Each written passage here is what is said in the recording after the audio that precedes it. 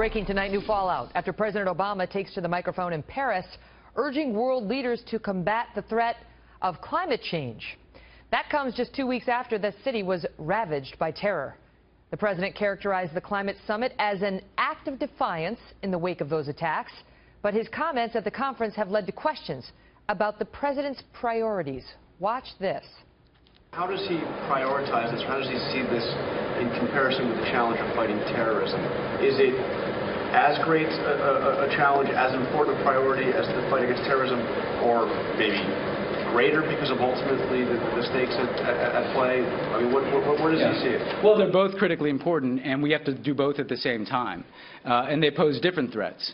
Obviously, there is an immediate threat from terrorism that has to be dealt with to protect the American people. I think over the long term, clearly we see the potential for climate change to pose severe risks to the entire world. And so it's a threat that has to be. So a greater threat long term? I'm not gonna rank them because they're different. And you have to do, again, several things at once. Pete Hegseth is a veteran of the wars in Iraq and Afghanistan and the CEO of Concerned Veterans for America. He's also a Fox News contributor. Mark Hanna served as a campaign aide during the Obama and Kerry presidential campaigns. Good to see you both. Hey, Megyn. He doesn't want to rank them, Pete. He declined to rank climate change versus terror. Well, he's declined to rank because he knows when it comes off his lips how absurd it sounds. However, this administration has already ranked them. This president has talked about climate change being the single greatest threat they face.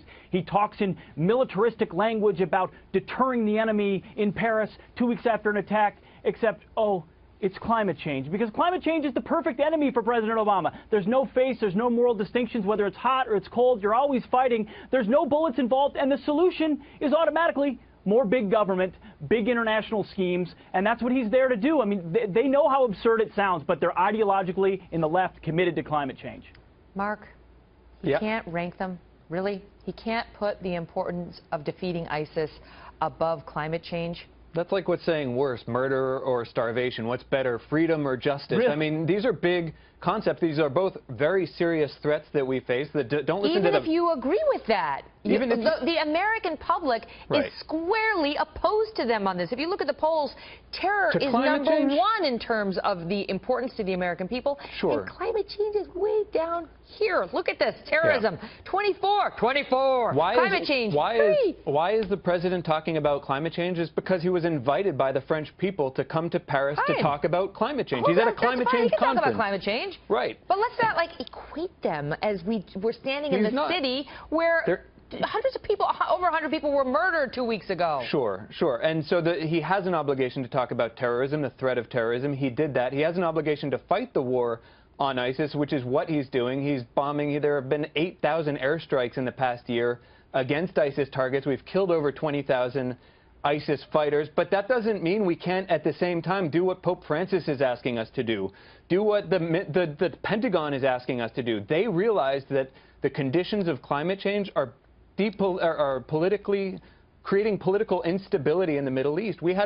If you don't think ISIS has anything to do with climate change, are you saying climate change causes ISIS? I'm about to give you some red meat, Pete. Well, he's saying ISIS has to do with climate change. I'm saying the drought in Syria that lasted from 2007 to 2010 created instability, and so these things aren't too unrelated. I'll give Pete that. Go ahead, Pete. Take it away. Well, no, that is exactly the talking point of the left and will continue to be, because they have no ideological way to confront radicalism. Pete, you served in the military. I don't know what rank you were, but Admiral David Titley is telling us that. He's saying, well, you can pluck an admiral here or there. Go ahead, Pete. No, I mean, the point is that this is what the left has done and will do in ad nauseum, is because they're unwilling to actually fervently fight radical Islam, call the threat for what it is. They have to then find something else that they're comfortable with. We're bombing them to kingdom come. No, you're not. You're using body counts and sortie numbers to talk about an obligation the president feels he has against ISIS. If he was really committed, he would talk about the resolve we have in Mosul or in Raqqa or in Sirte, Libya, where Islamists are forming their caliphate to strike us in the West. Instead, he's talking passionately about the weather as if the weather is what caused ISIS. It's just like, You know it doesn't what? pose That an is how they see existential it. threat. And this is what's, I mean, there's a political dimension to this, too, because more than twice as many voters in critical swing states of Colorado, Virginia, Iowa, states that Republicans need to win, know that climate change is man-made and that it poses an existential threat to us. Do you think they think it causes terrorism? This is, no, but Pete, It's why they attack us? Pete, if you don't think climate change has, this is the Pentagon that says climate change. I don't agree with everything our Pentagon's doing right now. Okay, well, you can second-guess your commander-in-chief all you want on national television. It was Chuck Hagel who acknowledged a Republican the importance of climate defense change. I gotta go. secretary who said that. I gotta go. Good to see you both. Good to see you, Megyn. Thanks.